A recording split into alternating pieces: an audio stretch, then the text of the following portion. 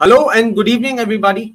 8th of July 2024, another late evening update.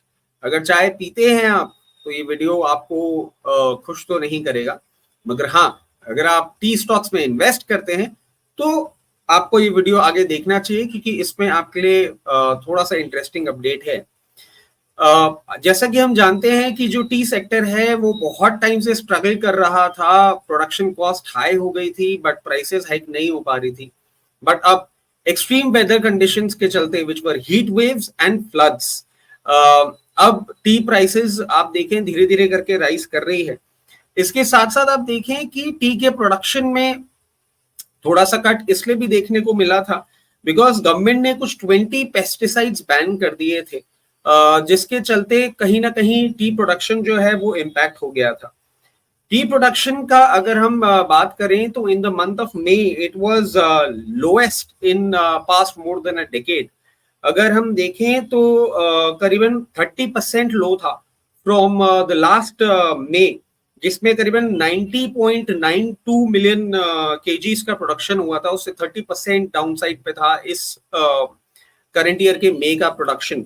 उसके साथ साथ देखें कि आसाम जो मोर देन 50% हमारे टी प्रोडक्शन में अपना इन्वॉल्वमेंट रजिस्टर करता है, वो फ्लड्स के कारण बहुत डिस्टर्ब है और वो भी कारण है कि टी प्रोडक्शन एक प्रॉब्लमैटिक सिचुएशन में है। अब अगर हम प्राइस सर्च की बात करें तो ये कहीं ना कहीं मई के मंथ से ही स्टार्ट हो गई थी और in the last week of June the price had surged to 217.53 rupees per kg which was like 20% high अगर हम ईयर ऑन ईयर बेसिस पे देखें।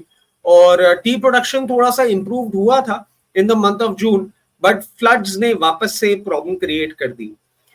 जुलाई पीक प्रोडक्शन मंथ थोड़ा सा हम एक्सपेक्ट कर रहे हैं कि नीचे ही रहेगा, near about 15 to 20 million KGs.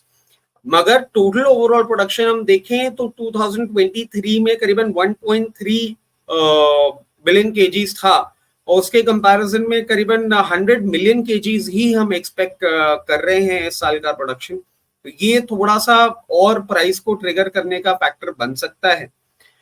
वैसे अगर हम इस पर्टिकुलर सेक्टर में देखें तो जुलाई से लेकर अक्टूबर तक का पीक प्लकिंग मंथ होता है और हम जुलाई में एंटर कर गए हैं, तो गोइंग फॉरवर्ड हमको और आइडिया लगता रहेगा। बट हाँ, जिस तरीके से वेदर कंडीशंस हैं और वो गवर्नमेंट ने जो 20 पेस्टिसाइड्स बैन किए जिससे कहीं ना कहीं प्रोडक्शन हैम्पर हो चुका है, उसके चलते प्रोडक्शन तो नीचे रहेगा ही और प्राइस अभी थोड़ा नॉर्थवर्ड मूवमेंट ही करेंगे, जो कहीं ना कहीं टी इंडस्ट्री जो है, जो टी स्टॉक्स हैं उनमें हमको उनका रिफ्लेक्शन देखने को मिलेगा। और आप देखें तो ये जो आपका पेस्टिसाइड बैन हुआ था उससे हमारे एक्सपोर्ट्स बहुत इम्प्रोवाइज हो गए हैं और फर्स्ट 4 मंथ्स में ही हमारे एक्सपोर्ट्स जो हैं वो करीबन 32% सर्च कर चुके हैं। मेनली हम देखें क्रश टी कर्ल जो होता है वो इजिप्ट और यूनाइटेड किंगडम, इराक, ईरान और रशिया, यहाँ हमारा बहुत मेजर एक्सपोर्ट चल रहा है जो कहीं ना कहीं एक ओवरऑल सेक्टर को बेनिफिट दे रहा है। तो प्राइस थोड़ी नॉर्थवर्ड रहेगी बट आई बिलीव आपको इसका जो इम्पैक्ट है वो स्टॉक्स में आप देखने को मिलेगा। So this was another sectorial update from our end, and again I would like to put this forward. If you like the work, please like the video. अपने suggestions दें और कौन से sectors को हम cover करें और कौन सी news है, कौन से concepts हैं जो हम cover करें, so that हम अपने आप को और better कर पाएं और आपसे और ज़्यादा strong connection register कर पाएं। And also if you like the video, please subscribe the channel so that हम जो भी अपडेट्स लेकर आते हैं वो आपके पास टाइमली मिलते रहे। Okay, so this was all that we had for today. Most probably we'll see you tomorrow. Till then, thank you. Bye bye.